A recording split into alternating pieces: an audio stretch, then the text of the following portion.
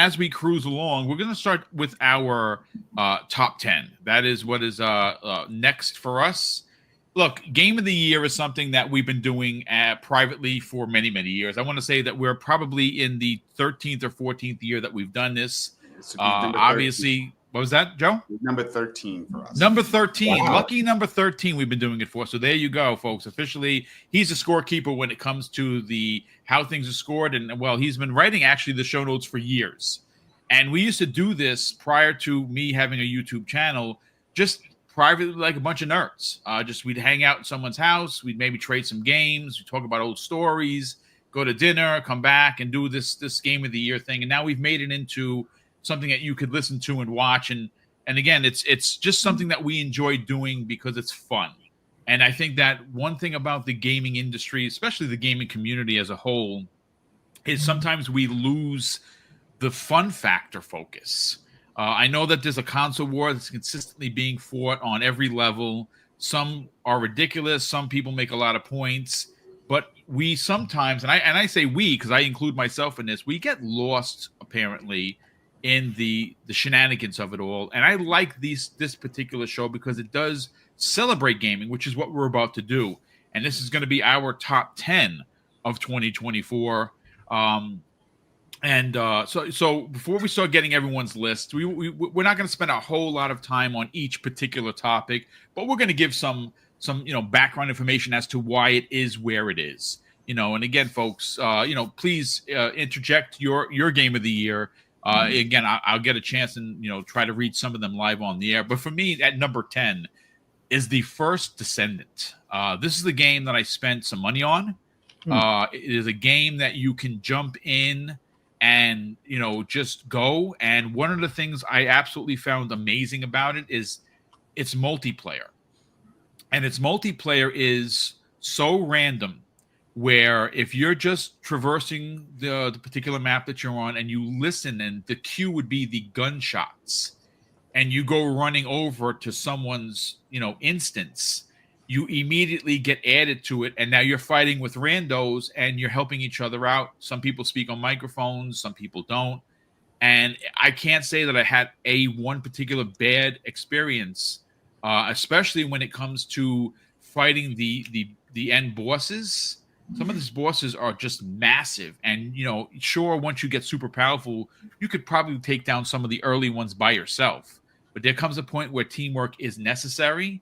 And it's a game that I did not expect to make my top 10. I spent a lot of hours playing this game. I haven't been back in a while, to be honest with you, but it definitely gave me good Destiny vibes. Not the Destiny that's there now, because I don't really care much for it, but the old school rando encounters where everyone would converge on a boss, and even though you weren't playing with them, you still had a good time taking down this boss and upgrading your gear. So I thought it was really, really well done. Mento, what is your top 10? Your number 10 pick. I did Outlaws only because there was some great moments in the game. I mean, you're gonna hear me say that a lot. I mean, wait, hold on. You said Outlaws is in your top 10, but it was also your biggest disappointment? Yeah. Okay. Only reason why was the revamp, the when they dropped the DLC and they changed a bunch of stuff. My biggest complaint with the game initially was the stealth crap. Like literally every mission was stealth. Horrible. I was just like, at some point you just want to run in somewhere and just start shooting stuff, and you can do that because I had messed up in one of the Imperial bases, and then instead of like reloading the save, I was like, let me just keep going. And you can still do the mission by killing things. I mean, I feel like there's a few that you have to, that it will make you reload, like when you go inside one of the destroyers. But for me, a lot of it was what I was doing while I was playing the game. And this game, along with like a game like Indiana Jones, did a great job of putting you in that world. That's half the battle right there. So, I mean, there were points where I was really enjoying the game, but at the same time, I mean, for me, running off a snowdrop as a Division fan, I was like, okay, I was in. But when I got in it, I was like, this is not what I was expecting at all. And buying that collection, it was just like, I got shafted. But when they revamped it, they made it better. I just felt like I want to at least acknowledge that. Because there were some really good points about this game. And it's just, it sucks because I think, I don't think Yubi's going to make it another couple of years if they don't turn it around. But very true. Yeah, I don't know, Dan. I don't know if you experienced this, but similarly to the Jedi Fallen Order and Jedi Survivor, which in my mind were better games, I just didn't connect with Kay as a character, and I think that was the sentiment. I would agree with that. Yeah, I mean, she was fine, but certainly not memorable to me. Yeah. Nix, however, the sidekick, I think that. Yeah, definitely, 100%. Nix was cool. I want to protect him at all costs. Exactly. Yeah. Good pick. Jay the Retro Gamer, what is your number 10 pick, sir? My number 10 pick is Indiana Jones and the Great Circle. It made the list on the strength of its overall presentation. I mean, when you played this game, it felt, it looked, it sounded just like an Indiana Jones movie. And that is what really kind of drew me to it. Because I'm obviously an 80s kid, so I'm a big fan of the franchise. So the combat and the action set pieces were a lot of fun. I'm not a huge stealth gamer. And there was quite a bit of stealth in that game, but thankfully you can make the game a lot easier.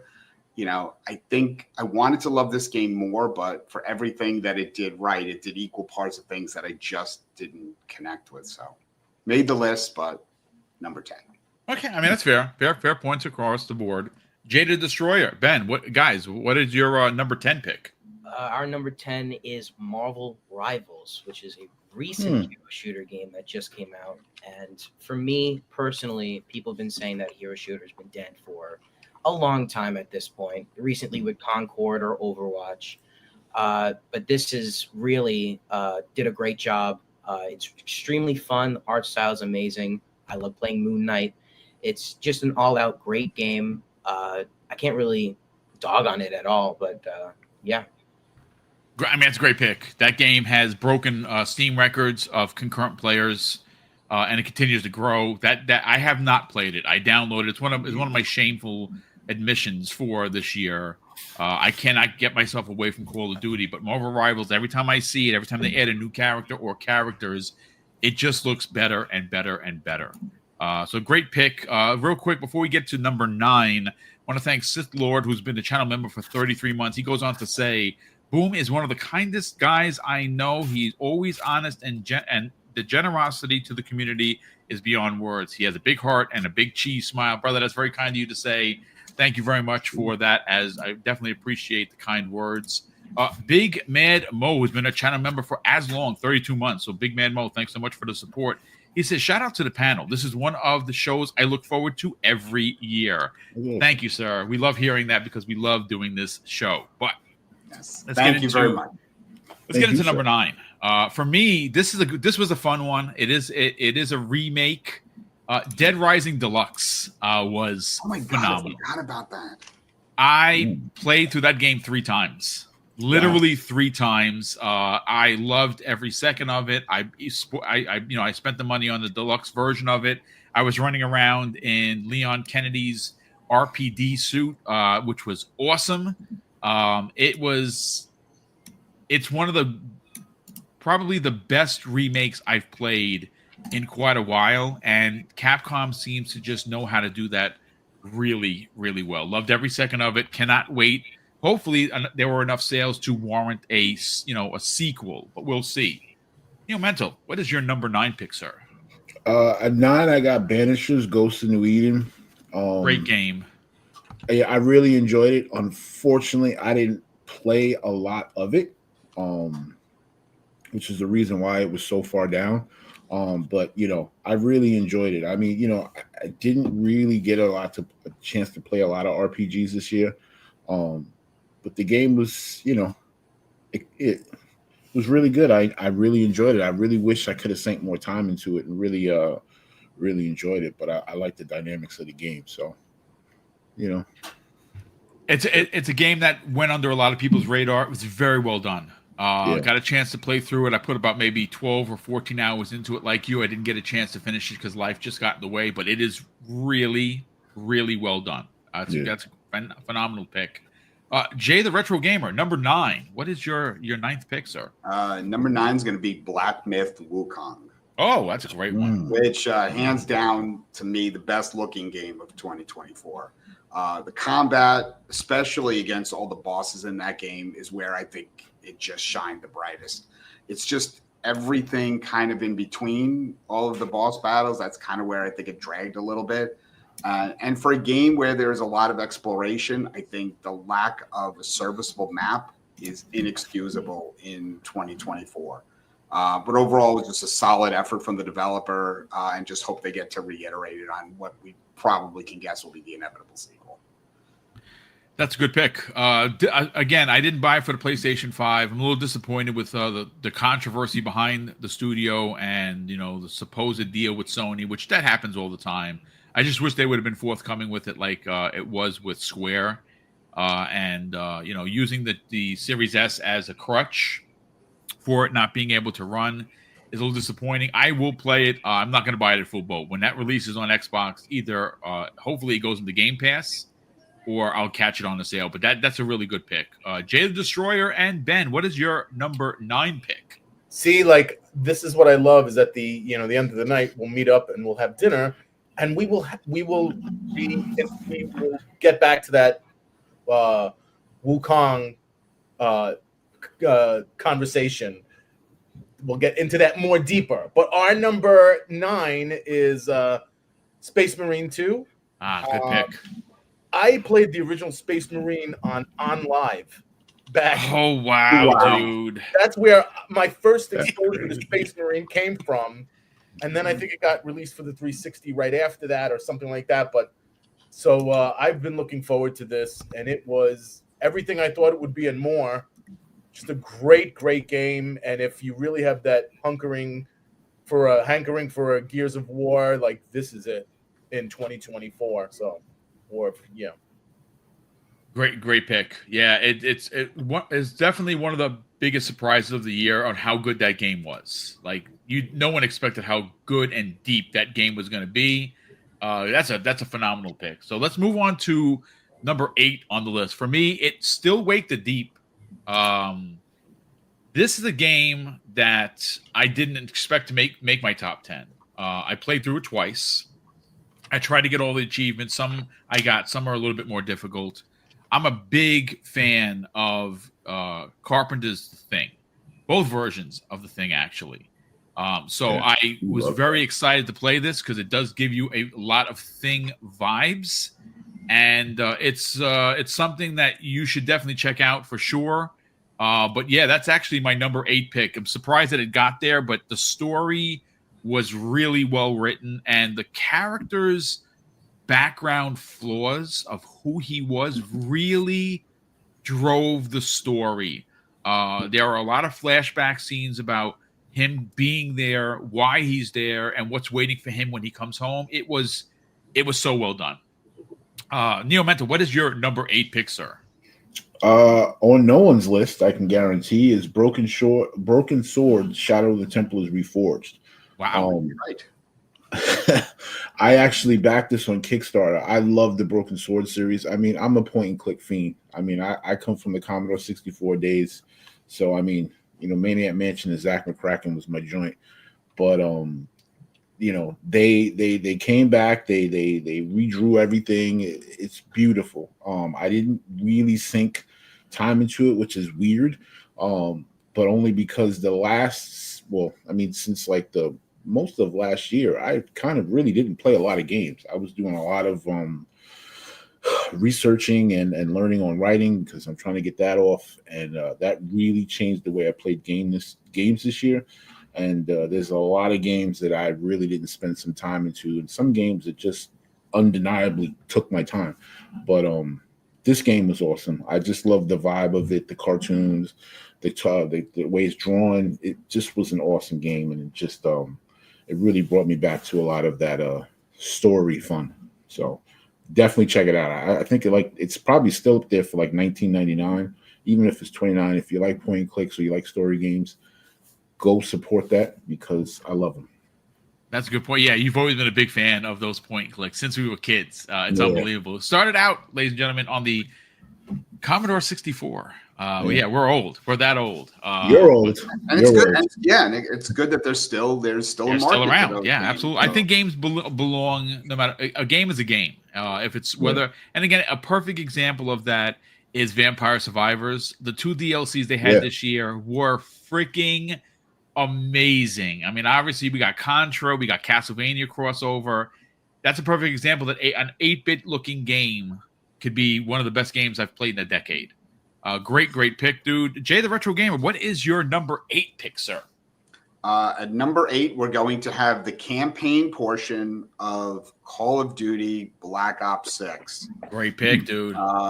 Yeah, I've not invested in a Call of Duty in many years, and it's easy to just dismiss this as just another entry in the franchise. But thankfully, it was in Game Pass. Thank you, Phil, and thank God I got to play it because it reminded me, in the right developer's hands, why Call of Duty is one of the premier first-person shooter franchises. The gunplay feels good. There's a lot of mission variety, and the story is just like a great summer blockbuster movie. Just well done, Treyarch. Yeah. That's a great pick. I love how you did split it though. That's a really good. I'm not a multiplayer gamer, so. No, but you know what? Again, that just goes to show you that that game can live from both angles. It can be a great zombies shooter. It can be a great multiplayer shooter. And it could be a great single-player game. I love the fact that those experiences still exist. And a lot of people will say that COD Online is a different beast because coming from Destiny and Division, I went in there and I was like, what the hell is this? I'm getting out of here right now. Yeah, I love the fact that this old bastard continues to run with these young bucks. And I love getting best play, and I love getting in the top 3. That happens more often than not, of course. And you know I'm not lying because it's all the footage I play in the background. But I got to jump in then. Yeah, we definitely got to do duos for sure. Jay the Destroyer and Ben, gentlemen, what is your number 8 pick? As much as I bust Jay the Retro Gamer's balls for scary games, a scary game. We share horror. I'll fall asleep to watching Terrifier or whatever, and he's seen everything. And but a VR horror game is a completely different beast. And my number 8 is Alien Rogue Incursion VR.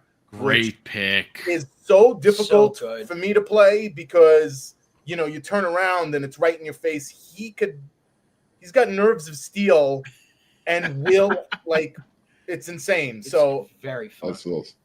We love Alien, and if you have a Quest, it's coming out in February.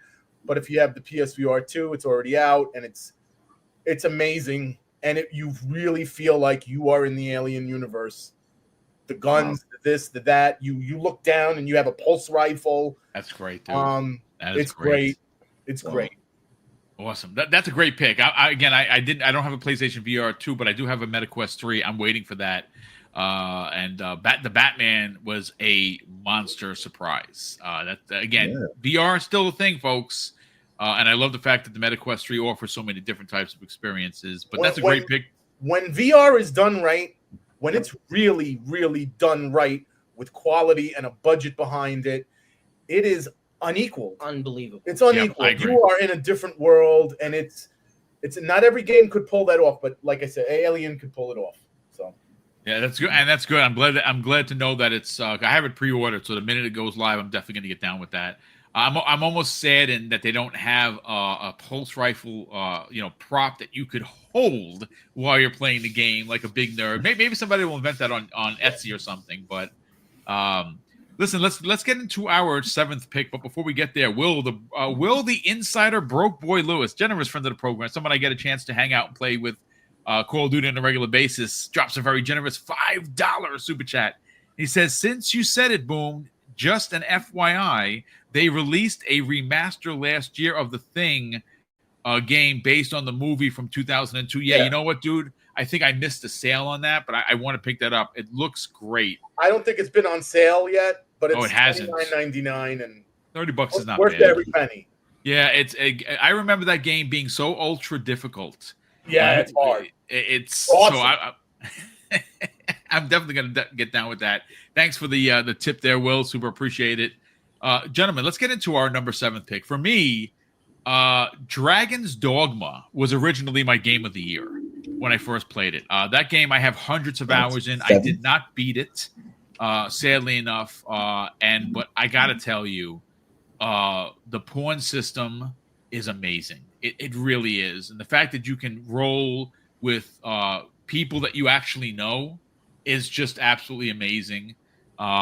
It's one of those games that I liked the original, didn't love it, played this and instantly fell in love with it. Capcom, again, they just continue to deliver bomb after bomb after bomb. And this year it's going to be no different. And again, shout out to Capcom for still being around, 1, and 2, bringing back both new and old content. It's just, they seem to be the reason. I mean, there's a reason why they're one of my favorite publishers, and this is another one of those. So for me, number 7, Dragon's Dogma 2, phenomenal experience. Neo Mental, what is your number 7 pick, sir? 7, I have Pacific Drive.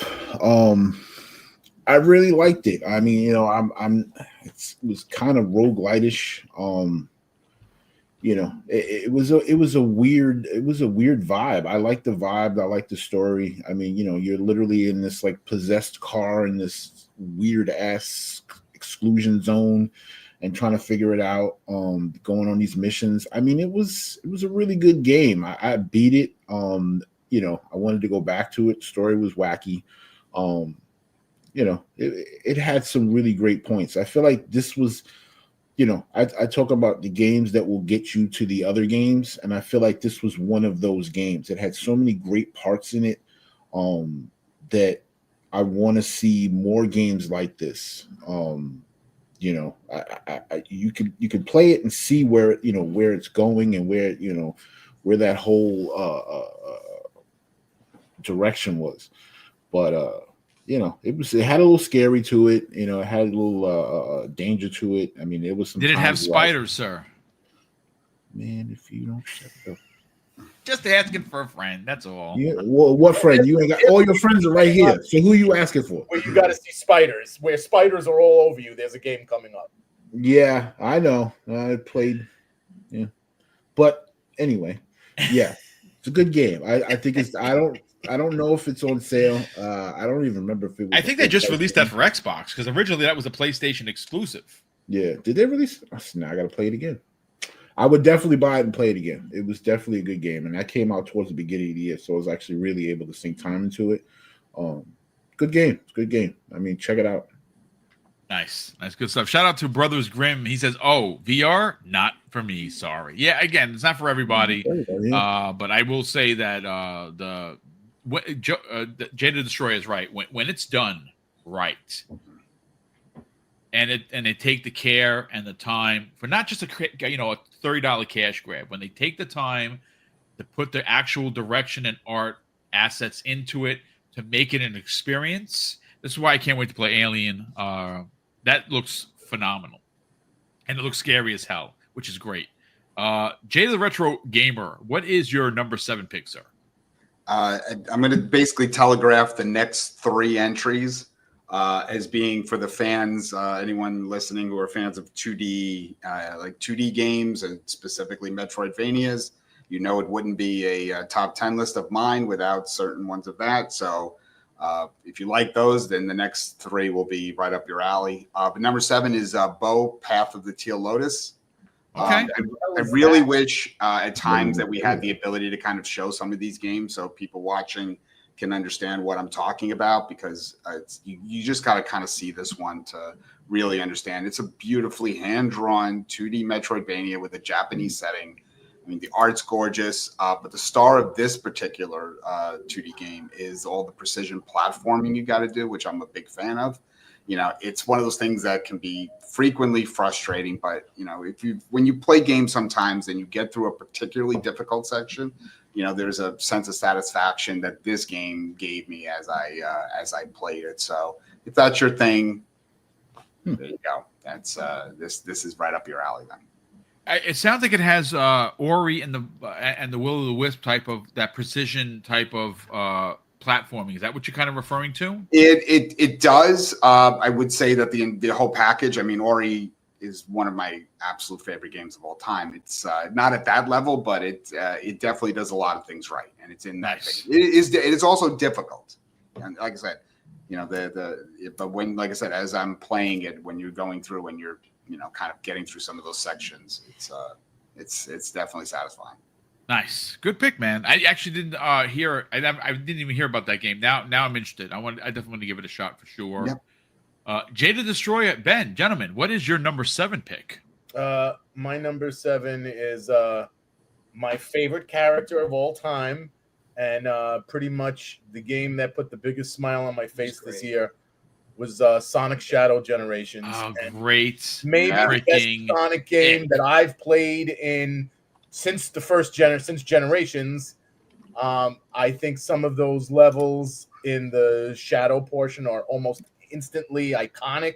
Yep. And the imagination that went into some of them is totally, you know, off the wall. So it felt inspired for a Sonic game at least, and definitely my favorite Sonic game, like I said, in a long time. So, I mean, that's a phenomenal pick, and I'm glad that you mentioned that because I loved it so much. I bought it on multiple platforms. I bought it on Switch, bought it on Xbox, played both of them, loved it. And for me personally, loved it even more because I got a chance to play with Tyler.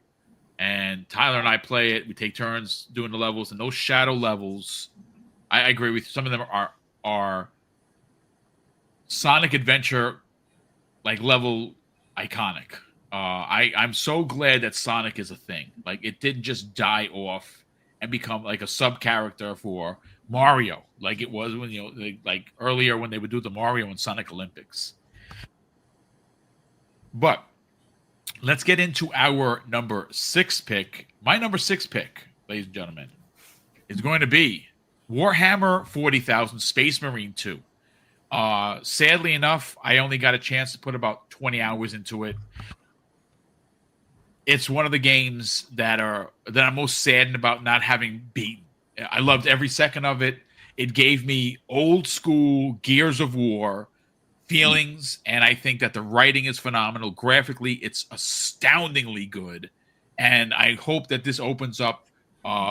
It did so well commercially as well as you know, from reviewing that we should see a sequel, and I think the sequel will be even bigger and better.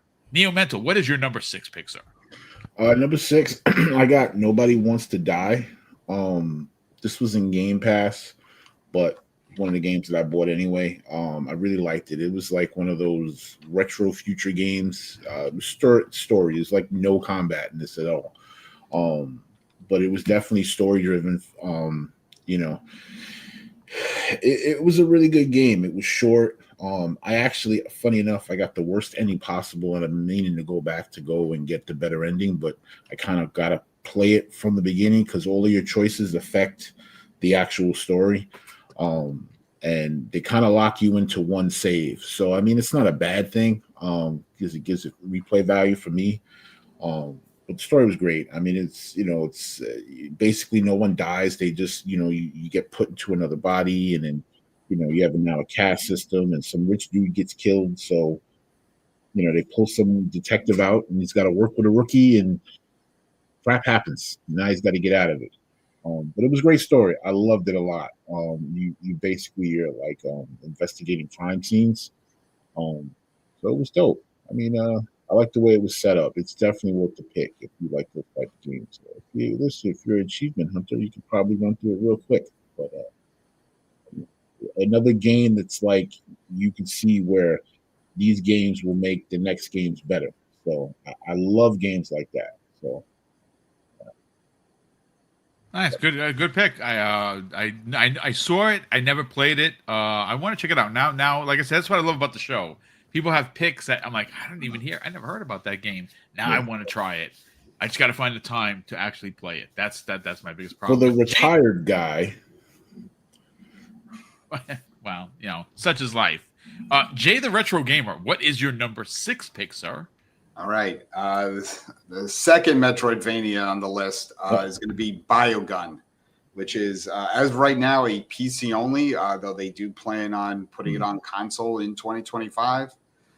This one's a cartoon style that plays very much like a twin-stick shooter. So if you like twin-stick shooters and, Metroid-like gameplay, this is something to look into. You just play as like a microscopic little pig where you get injected. It sounds crazy, but you get injected into a dog to basically try to save its life. So the game has a lot of heart. No pun intended. But it just checks most of the boxes of any good Metroidvania. There's plenty of action, check. Fluid movement, check. Solid map design, check. Varied environments, check. Meaningful upgrades, check. Just what's not to like. So what's the name of this again? Biogun. Biogun. Listen, we're saving dogs. We're buying it. It's like I said, it's very cartoony, but it's very well made. And again, I just hope it does get into console so more players can experience it because I really enjoy it. Was it on Steam? Yeah, Steam and I think Epic, but I know Steam. Nice. Good stuff, man. I again, this is one Metrovania. That is Jay the Retro Gamer's joint. That and open world games. Those are my jams. Well, good pick. And again, it's a game that I have to check out because when you said twin stick shooter, that's right up my alley for sure. Well, it was Healing Dogs. And well, there you go, Healing Dogs. Jay the Destroyer and Ben, gentlemen, what are your number 6 pick? All right, our number 6 is Astrobot. Strong pick, dude. Strong pick. This game for me is just filled with love, and I played this game through and through with a big smile on my face at every moment. Especially like the music, just so happy. Everything about the game, the world feels alive. It's just a happy game. Yep. And that to me is like, man, PlayStation's got to keep doing something like this because that was great. And I love the ending was fantastic with all that stuff. No spoilers. And the cameos, amazing. Yeah. Even some obscure ones. And I thought that was absolutely incredible. So yeah, that's our number 6. That's a great pick. Astrobot, one of my favorite games of the year for sure. One of my favorite platformers in years. I really want to see. And PlayStation's going through it right now, right? They're a bit of in a bit of a tailspin, and they seem directionless. I think the success of Astrobot can bring us a return of Jak and Daxter. I'd like to see them revisit Sly Cooper. They need to get weird again, and platformers is something they did really well. And Astrobot had a lot of look again. The thing about Astrobot, Ben, is that they really, really doubled down on PlayStation's history. I thought that was absolutely brilliant. Some of those cameos you're talking about are just there are some that you expect, and there are some very obscure ones there. You're like, I can't believe this. So that is a phenomenal number 6. Let's get into what the 5th pick is for everyone. For me, I shouldn't have not liked this game. I don't like. It's not that I don't have the time or the patience to understand Atlas games. For me, it's Metaphor Refantasio. I cannot believe how much I love that this one. game. Seems out of left field for you. I didn't see that one coming from you. Yeah, me neither. There you go. Yeah, we talked about it. He actually got me to want to go buy it, but I never pulled the trigger. So good. It gave me. I know that there are 2 different genres. But when you would get one of the forms, it reminded me of the Guyver. And the Guyver is one of my favorite old school animes. And I did not expect to love metaphor, but the story was phenomenal. The artwork and the direction was legendary, and the music was on another level. It was phenomenal from start to finish. I should have not liked this game, and somehow it made it into my top 10, and not only that, in my top 5 of the year. One of my favorite experiences of 2024. Did not beat it, but yeah, you definitely got to give it a shot. I think you would definitely dig it. But Neo Mento, let's get your number 5 pick, sir. So my number 5 is Death Stranding Director's Cut. Nice. I still don't know how that counts. That doesn't count. It does count because it was re-released this year for Xbox. I have to give the nod on this. If it came out this year, it counts. And I knew it. That's writing it. I was like, it's gonna be a problem for him. But listen, listen. This game actually derailed me. As a matter of fact, this game prevented me from playing a couple other games on my list because I played it for like a month straight. I was literally at the point where I was trying to focus on writing and stuff, and I was mad, but I could not stop. Because I went back and I got all the achievements. I did literally everything there is to do in this game. I love this game. And I feel that like Kojima gets a lot of hate, but this game had so many amazing moments in it that I can't. People just keep saying that it's a walking simulator when literally there's vehicles in it. You know, there's a bike, there's a truck. You get what do you call it? Just floating carriers that you can use. You can literally I've skied down a freaking mountain like crazy. The game is amazing. The way he constructed this, and I'm Death Stranding 2 is like that's my game I'm waiting for this year. I cannot wait for this game to come out. But I implore everyone to play the game. Like when it came out for the Xbox, it was what? I think it was $29, I think it was, or was it 19? They had that little 5-day discount. So I'm assuming now it's still full price, but it's worth it. And I even looking at the reviews, there was so many people saying, "Oh my God, I'm so happy I can play this now." And that's a whole other Sony Microsoft thing. But I feel like this game did not get anywhere near where it should have been. And if you played the game and you really played the game, you would see that this game was a friggin' masterpiece. And I'm not blowing smoke up the guy's ass, but the game was amazing. Amazing. That's a great pick. And one of the things that get tremendously overlooked with Death Stranding is its multiplayer. That's not really multiplayer. Thank you.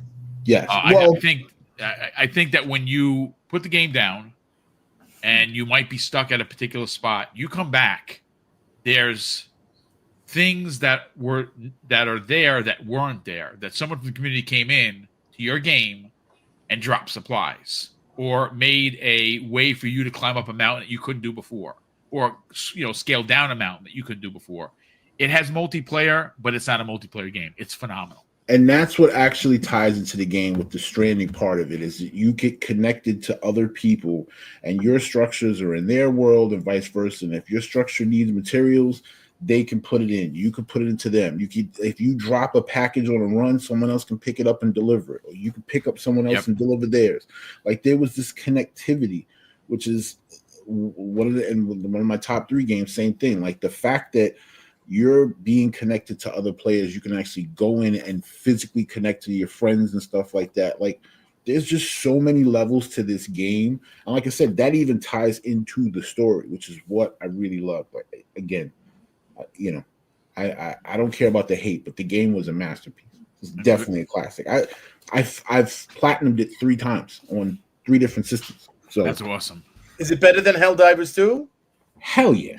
Hell yeah. My God. Listen, Kojima takes a literal shit on whoever is involved in that game. I don't even know who the company was at this point, but F them. Yeah, I mean, later on tonight, you have to kind of go. We'll have to talk more about that because Kojima, I don't know what it is about him as a game designer. It just get it. It's just not for me. But maybe you can explain the fun. He's literally the Stanley Kubrick of games. Yeah. I mean, Yeah, yeah, 100%. And I absolutely respect what he does. As a gamer, though, I just have a hard time connecting with it. yeah. I mean, I get it. I mean, not certainly not for everybody, but great pick all around. Jay the Retro Gamer, what is your number 5 pick, sir? Okay, for those counting at home, this is going to be number 3 of eventually 4 on the Metroidvania list. This one is 9 Souls. This is again another 2D action platformer. The art style is a mix of like Eastern mythology with cyberpunk influences that just oozes atmosphere. The big hook on this particular one is the combat design. It's very reminiscent of games like Sekiro, Shadows Die Twice, which uses that whole deflect and parry mechanic, which I really like. Other parts of the game were not as strong, but the combat and the traversal were so good that I kind of overlooked the other parts that weren't as good. It's just a really good game that just fell short of being one of the really great ones. That's a good pick. Actually, Web Dave, if he's listening, gifted me that game. He literally just did. So I'm definitely going to get down with that for sure. Looking forward to checking that out because it again is Metrovania. I love those types of games. Yeah. And they again they resonate with a lot of us, maybe because we're old, but it's fine. Jay the Destroyer and Ben, what is your number 5 pick? Before you say anything, you guys are never going to believe what his number 5 is. You're never going to believe it. It's so left field. It's unbelievable. Go for it. It's only Horse Adventure. It's only been on every list of the last 10 years, and it's on every year. MLB The Show 24. There we go. Shocker. Brought that off the list. And we were just watching last year's show last night, and it's the same thing. He literally said it was going to be in his list for 2024. Like the next year. Yeah. Probably next year it'll be in that too. And it is. And I say the same thing. Best baseball game I've ever played. Yeah. Probably the most played game of the year that I have. Really? You put more time into that than anything else? Yeah. Okay. Pretty much that's every year. But there's nothing else to say. Every year they keep topping themselves. I don't know I don't know where to go from here, but just every year feels smoother and this and that. Even if it's a small change, it doesn't matter. It's the animations. It's a little smoother. It's a little more user-friendly. It's just a little bit pushing the, target in a same direction. That's how it should be. Yeah. Trying to refine everything. And if I get that every year, I am happy. So I mean, listen, you like baseball, brother. I mean, and you're a Mets fan, as we all know, and they made some big moves this year. So we'll see. I mean, again, it's well done baseball, and there's a reason why there's only one real baseball done every year. It's because no one does it like them. That's just a fact. Not so much for me because I stopped playing sports games a long time ago, but it does look better every year. That's a really good pick. Let's get to our number 4. For me, it's Astrobots, which is a lot of people's game of the year. Originally was my game of the year. I've had the last 4. My last 4 picks kept fluctuating until I finally lasered in on what it is. Astrobot gets a lot of hate for its only selling 1.5 million copies, which I think is a shame. And I do kind of point the finger at PlayStation gamers for not supporting this. This game is one of the best platformers in years. If you are a PlayStation fan, and I'm not talking about a fanboy, I'm talking about an actual fan who, played and bought the PlayStation 1 through 5, who is going to buy PlayStation 6, who continues to be impressed with some of the work that they do. And they've done some really good work over the years. This game is a celebration of everything that makes PlayStation what it is. Is it my favorite brand? No, it is not. I go Xbox, Nintendo Switch, PlayStation coming in third, but that is okay. This game, if you are a fan of what has come before, you have to tip your cap to how authentic it feels. The gameplay is fantastic. The music is amazing. It is just a really amazing platformer. It does deserve the accolades that it has gotten. Some are a little bit extreme for me because I love the game and I would not have made it my game of the year for a lot of reasons, but I loved every second. And like Ben said earlier, every time I picked up the controller, The DualSense is used to great success, and I had a giant cheese smile on my face every time I played this game. The only thing that was frustrating is I'm one trophy away from the platinum, and those last levels, they are just Challenge ones. yeah, dude, they are ridiculous. You have to make it from start to finish on one try. There's no save points. And on the first board, I died 100 times. I'm like, you know what? I'm going to just pretend I got the platinum and just never play this again. But when there are new achievements, I will go back, try and get them. But again, phenomenal game, especially if you're a platformer fan. I'm a huge platformer guy. And this was just a love letter for everything that is, in fact, PlayStation. Neo Mental, what is your number 4 pick, sir?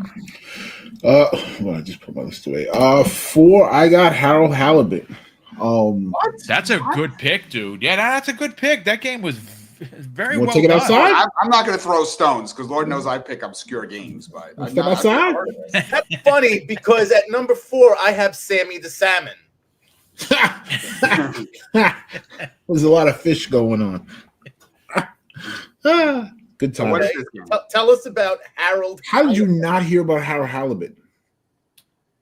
That's weird. I mean, the game initially came out. They had the demo, then they had it in Game Pass for the longest time. I actually went and bought it. I mean, again, the only reason why it's at 4 was because I only sunk like a couple hours really into it.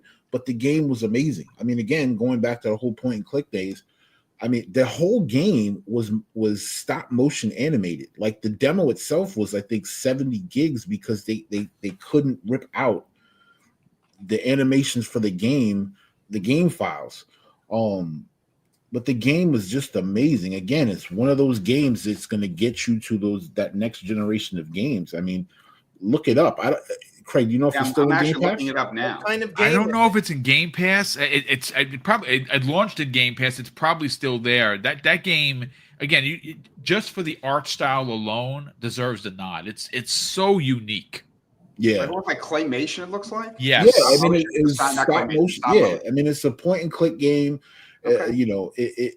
The game itself is amazing. Like it was a dream, but it unfortunately came out right around the same time I got Death Stranding. So, that's where that time went. But I didn't sink too much time into it. But I put it there because it deserves its flowers. It's an amazing game. The crew, it was a small crew that did it. They put a lot of love and soul into this game. And as an indie game, I was just floored away by the dedication and love of point and click games that they had for it. And I hope that it did really well. Like I said, I bought it out of Game Pass. I hope that we get more in that style. What kind of game is it? I think I've said point and click like 9 times already. Oh, yeah, it's point and click. But it's a claymation style. Okay.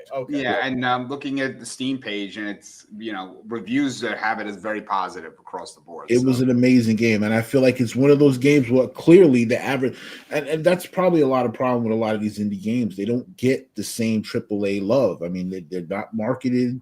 It was one of those things where I think A lot of people didn't play this game, dude. A lot of people didn't. And a lot of people didn't talk about it because a lot of people didn't play it, so there was just no generation for it. Like I just feel like though there's so many great games that never gets to see the light of day because people just look at it, either dismiss it and don't try it. Which I think what was the main reason they put it in Game Pass was to get it in there so people would check it out. But I don't know. I mean, I don't know if they need to just fully splash it on the main page or something or what. But I really want these games to get more light. Most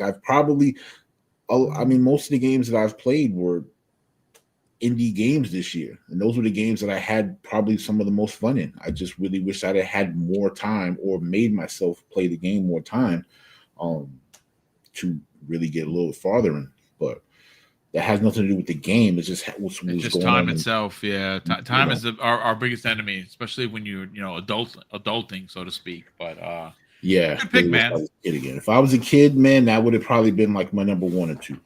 Yeah, it's a good pick, brother. Jay the Retro Gamer, what is your number 4 pick, sir? Okay, switching gears. Number 4 is Batman: Arkham Shadow.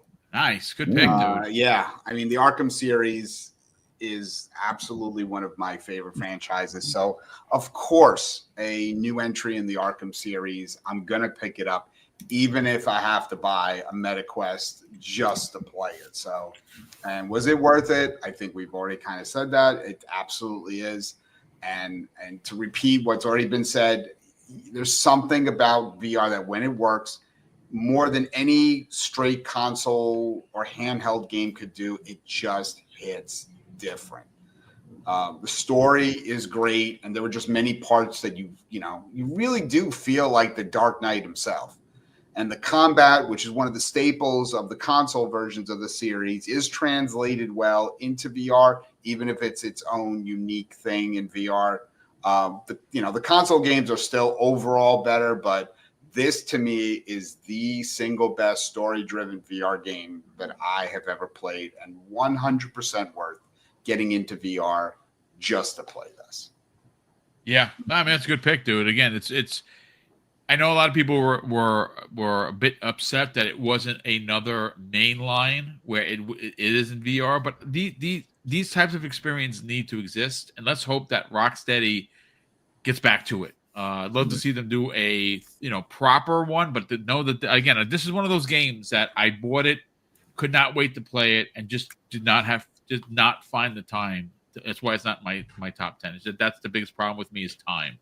But it's a good pick nonetheless. Jada Destroyer and Ben, gentlemen, what is your number 4 pick? We're gonna follow up a VR game with another one. Metro Awakening VR.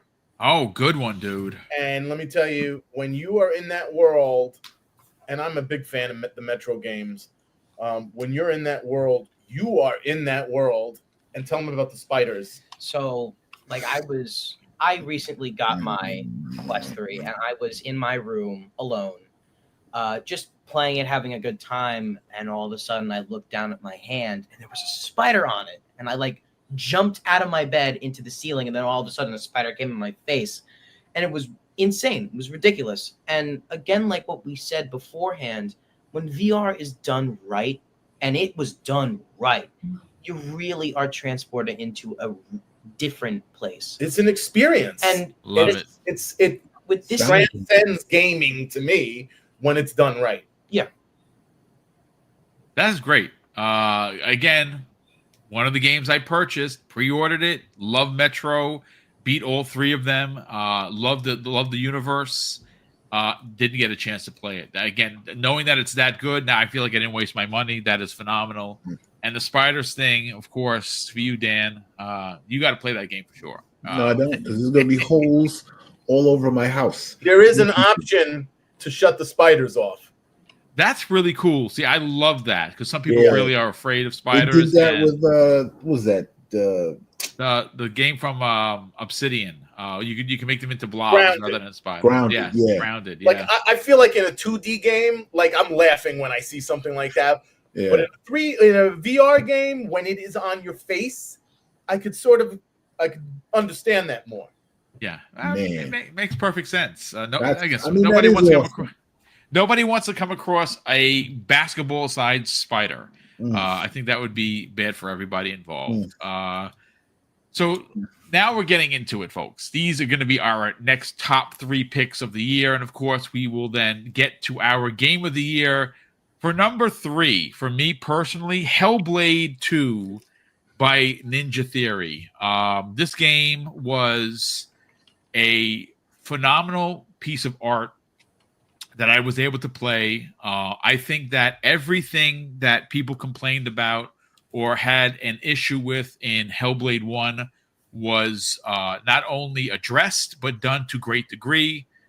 Somehow or another, Ninja Theory was able to push the boundaries of Unreal Engine 5. They took motion capture to another level.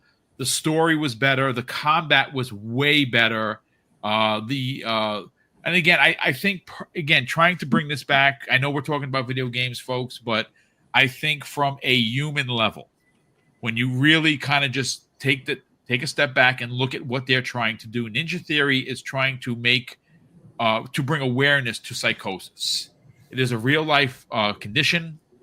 And, I beat the game multiple times. and I got all 1,000 achievements, and I loved every second of it. I think the game soars beyond recognition when you put on headphones. I think you are selling yourself short when you play without it. But one of the things is them driving the point home of what psychosis is for people that actually have the disease. And I think that one of the most amazing triumphs for me for the game was beating it multiple times and still not understanding or knowing for a fact of whether or not she did experience this or this was something that was in her head the entire time. I think the lighting, the wind effects, the water, it's just everything about the game was phenomenal from start to finish. And again, I cannot wait to see what they're doing in their horror game. And of course, I want to see this franchise continue. But again, that is my number 3, and it's well deserved at that spot. Neo Mental, what is your number 3 pick for 2024? Neo Mental, before you say anything, I'm watching your face as Boomstick is talking, and it looked like you were changing your list on the fly. Is that true? No, I was texting my wife. Okay. My phone. See my phone. Yes, Missy. Okay. Thank you. Very much. Appreciate it. What is your number 3 pick, Neo Mental? Now I'm gonna actually change my list. At number 3, I got Dragon's Age, the Veilguard. Oh, dude. Good. I just picked that up and I really enjoyed that. I'm really enjoying it.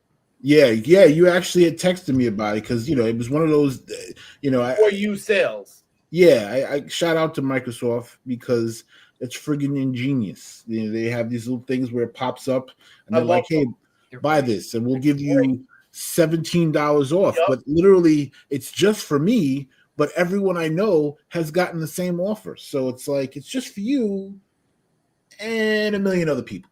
But whatever. But I mean, listen, that gets you to play the game, and I did, and I loved it. And another RPG that I really, really, really, I'm gonna go back to it and finish it. But just really wish I had sunk more time into this game, because I only bought it I think it was November or maybe December, but I did not get a chance to put as many hours into this as I want. But I loved everything. I loved the multiple choices. I loved the characters. The graphics were amazing. The gameplay was smooth.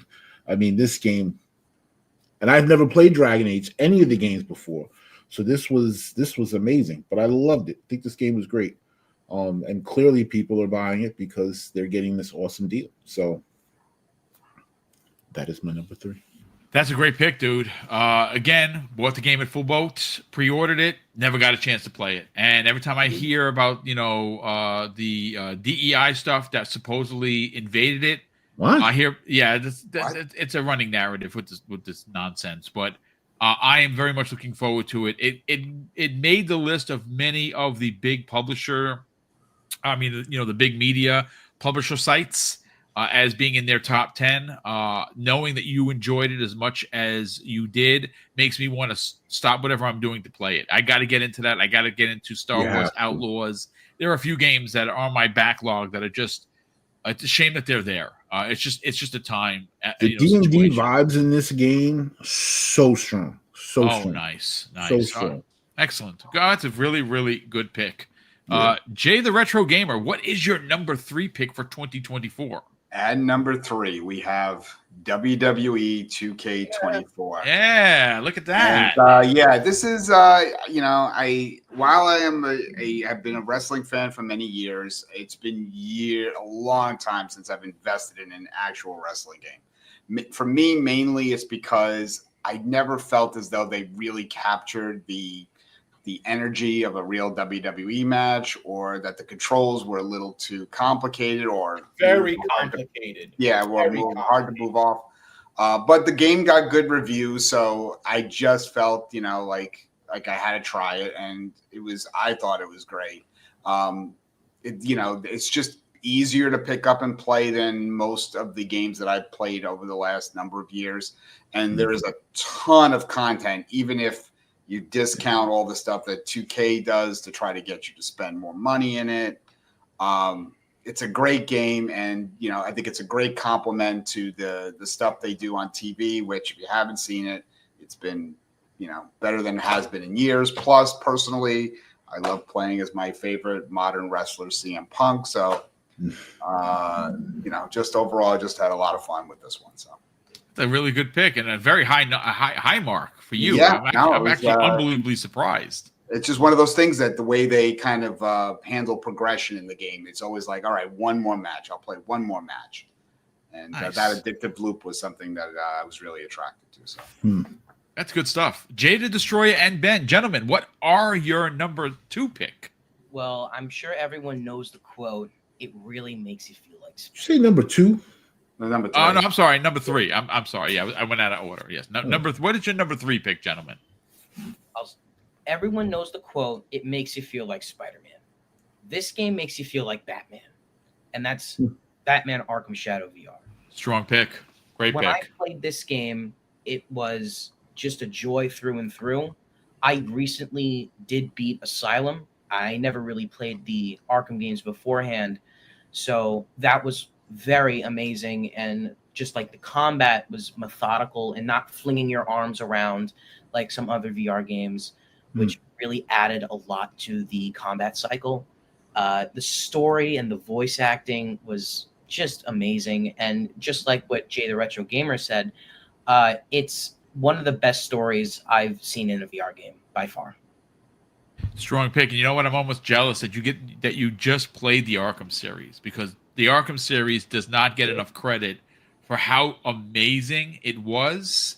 And the fact that you just got a chance to play it and you went right into this probably made the game even better. That is freaking awesome. No, I think Arkham does get a lot of love, but I will say that this game, it was way better than I had actually imagined it would be. So.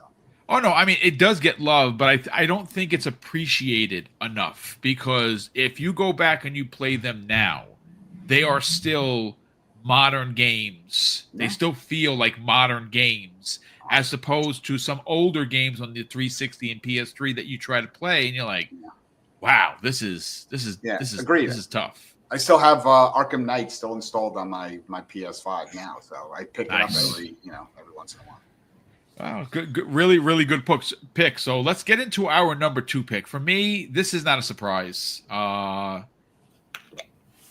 of Duty Black Ops 6, number 2, for multiple reasons. Now, sadly enough, I'm usually a play through the single player campaign twice before I even touch multiplayer, if I touch multiplayer. And I can tell you that I haven't even gotten to the open world aspect of the single player.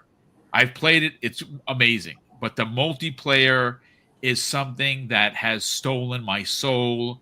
I do the dailies every day. I wake up, I play, I put 2 or 3 hours in, I record footage.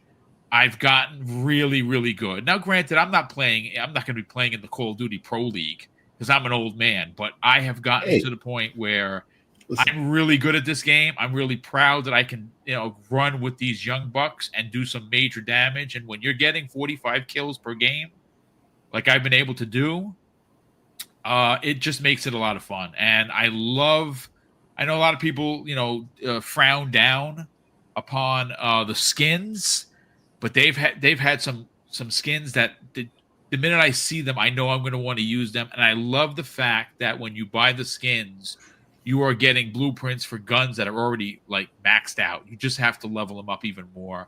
And every time I get a new gun, whether it be an assault rifle or an MLG or a handgun that acts like a machine gun, I just cannot pull myself away from it. I completed season 1. I completed the Squid Games sub-season. I know season 2 is supposed to be happening at the end of January. I freaking cannot wait. And what's amazing for me personally is I haven't been this addicted to Call of Duty since the Xbox 360 days, and it is one of my favorite games of the year. But I loved every second of it. That's why it's my number 2 pick. But Neo Mento, let's get your number 2 pick for 2024. This was these 2 games was a fight, and for specific reasons, the other one lost. But number 2, I got Dragon's Dogma 2. And initially, I really wanted this to be my number 1, but number 1 had some good points. But I've never played the game before, and I don't even know what made me pick this one up. But I think might have been you. There's so many good things. Again, a multiplayer game where like other people affected. Like I started the game level 1, and because I actually had one of your viewers was like a level 79 or something like that.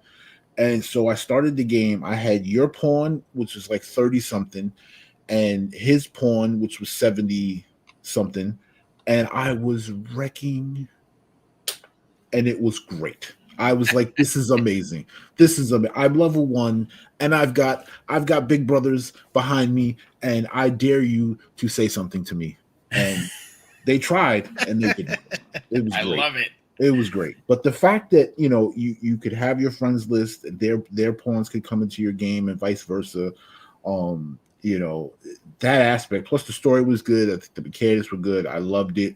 I actually created the Wolfgar, Drist, and Canterbury from my favorite books, and I made them. Wow, dude, that's great. It was crazy. The stuff I was doing in this game is phenomenal. I got all the achievements. The only thing I didn't do was I didn't get the Dragon's Plague, which I wanted to wipe out a city. I was trying to, and I could not do it. But that aspect too, the fact that you could get a disease from another pawn that could literally wipe your story out, was amazing. I love the aspect of it. The fact that your game could be affected by someone else's, or you could affect someone else's game, and if you're paying attention, you could hear it. Your pawn is like talking back to you, and you're like, "Wait a minute, okay, I gotta throw this chick into a river because she's gonna kill my game." And I just listen. I think the game was amazing. It was dope. I played it twice, and the fact that you're technically playing the first game until you beat the second game is till you beat the game, because that's when the splash screen will show you. Now you're playing Dragon's Dogma 2 was amazing. So there's a lot of aspects to this game that were amazing. I think if you haven't played it, play it. If you did, beat it. Especially now, my character's like 120. You friend me up, and you can have my pawn. That's dope, dude. And again, that's one of those things where multiplayer is a thing, but not really a thing. Yeah. And that's brilliant. Jay the Retro Gamer, what is your number 2 pick, sir? I'm going to keep this short and sweet because I think everything has probably been said about it already that I actually wrote down, and that is Astrobot is number 2. Okay. The only thing I'll add is that I think this game could easily stand toe-to-toe with any of the best games in the Mario franchise. So if you love like those charming 3D platformers, then you'll love this. So everything else has already been said.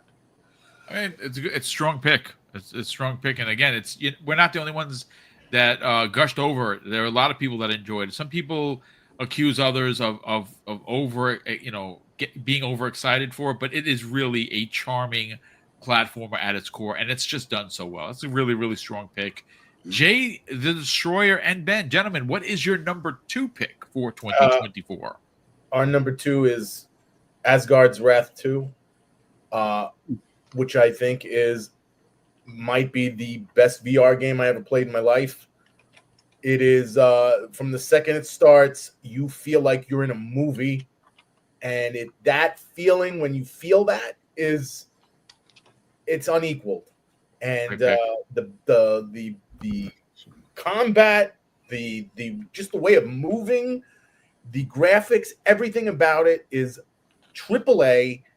And I don't know if there's, I know Batman's great, Metro's great, Alien is great, but for whatever reason, this game just rubbed me the right way.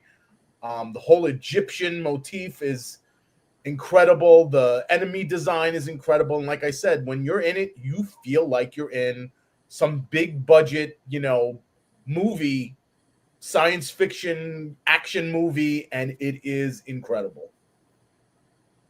Well, that's a great pick, and that actually came free for a lot of people that bought the headset, which is pretty dope considering that is a AAA. It's considered to be a Half-Life Alyx level experience. like that big of a deal. And again, sadly enough, it's something I have not played, and I got to get to it. I got to find the time to get into that. But I love the pick, folks. This is it, man. This is our game of the year pick for 2024. For me, it's Indiana Jones and the Great Circle for a multitude of reasons. I go back personally to when my dad took me to City Cinema in Co-op City. My brother knows exactly what I'm talking about. To see this, it was a dad and son kind of a situation where he's like, "Don't tell your mom I took you to see this movie." And I'll never forget the first time I saw the guy's face melt off. It was amazing. Troy Baker should win an Oscar for his portrayal 100%. of Indiana Jones, and more specifically Harrison Ford. He sounds so like Harrison Ford that it's disturbing at times, that it's not Harrison Ford you're listening to.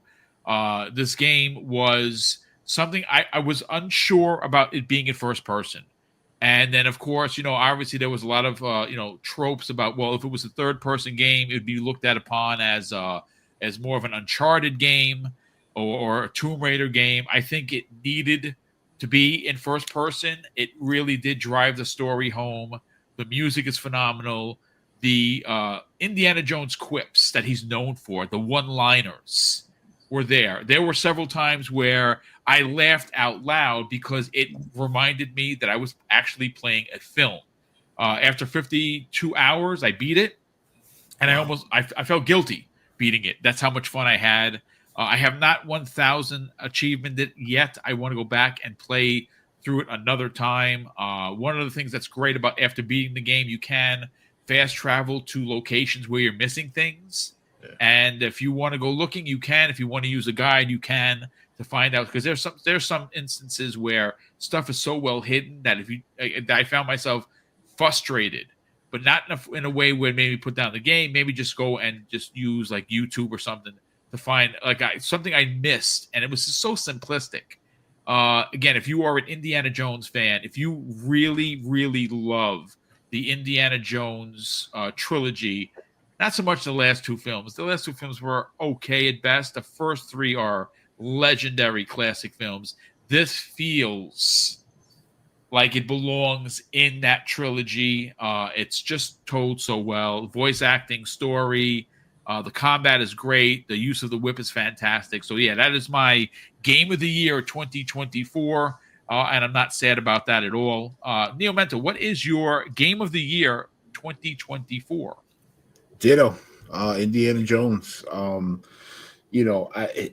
you said, I remember this was the first movie I ever saw, and I remember I was in day camp, and we had a school trip. I don't even know how it was possible, but I remember going to see this in day camp, and then my mom picked me up, and I begged her to take me to see it again the same day, and she did.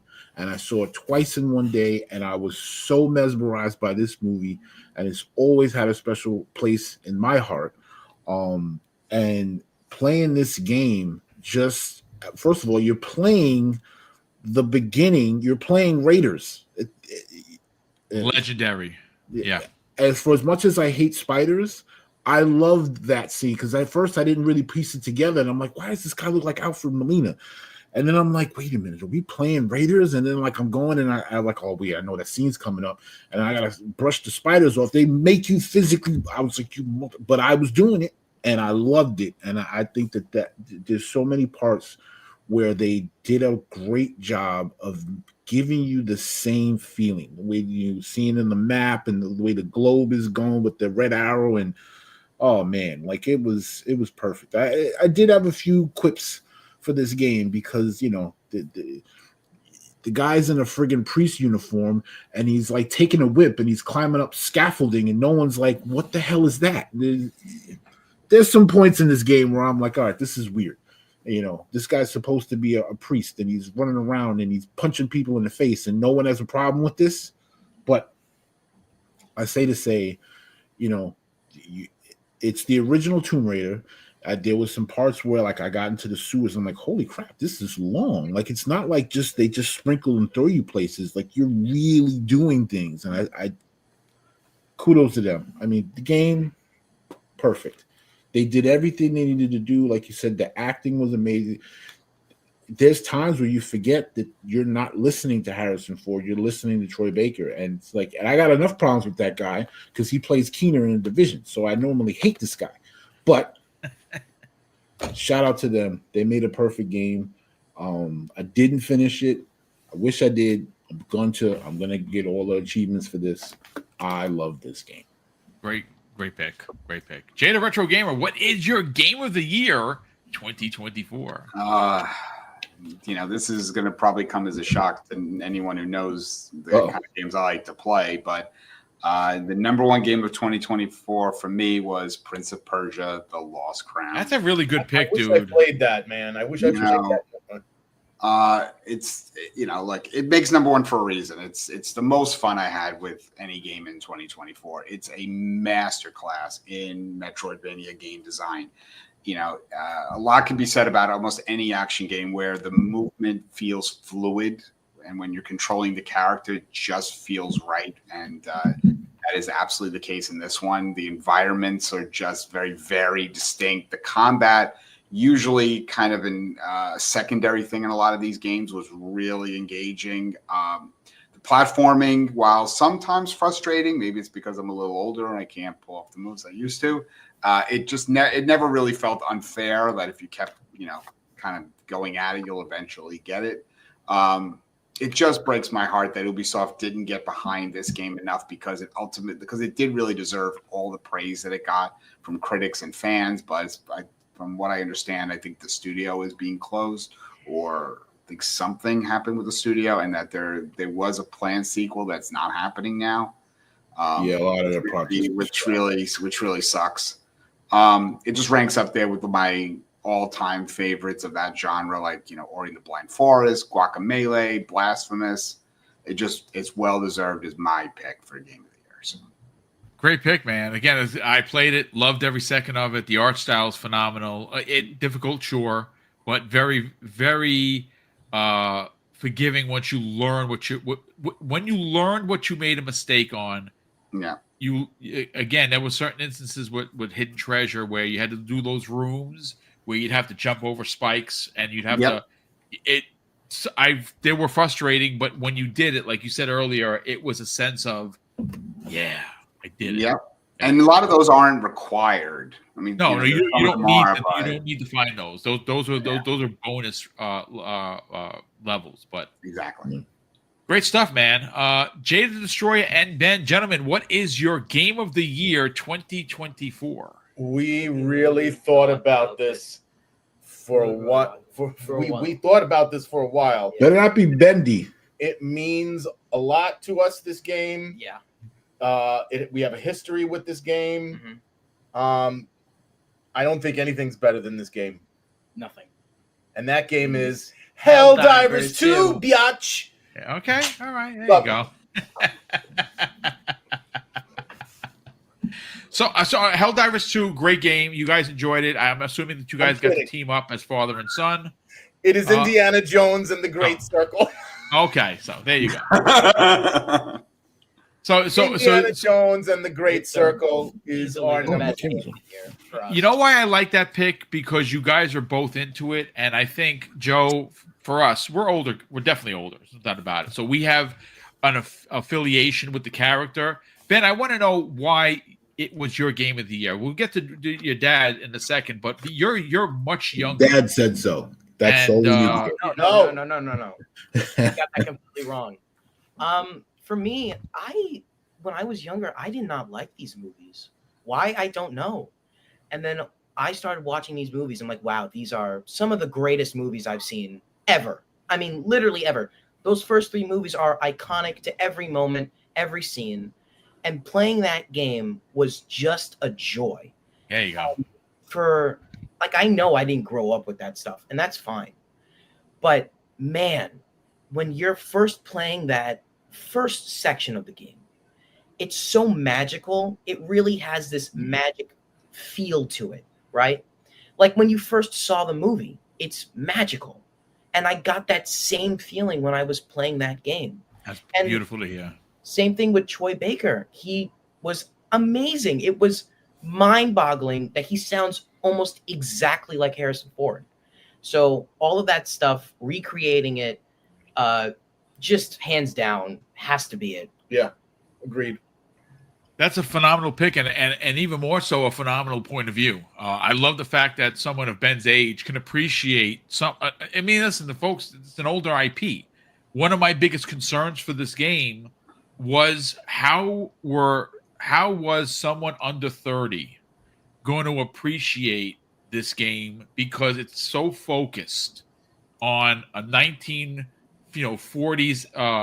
layover or aspect, and it's Indiana Jones. Like, again, some people think that Tomb Raider, Lara Croft, or Uncharted is where it all started, and that's not in fact the case. Nathan Drake is an amazing character, and he is one of my favorite. Again, he's an amazing character, and the games have been astoundingly good. But to hear someone of Ben's age, and of course, my biggest concern was someone over the 30-year-old guys and above. We knew we were going to love this game, right? Because it's Indiana Jones.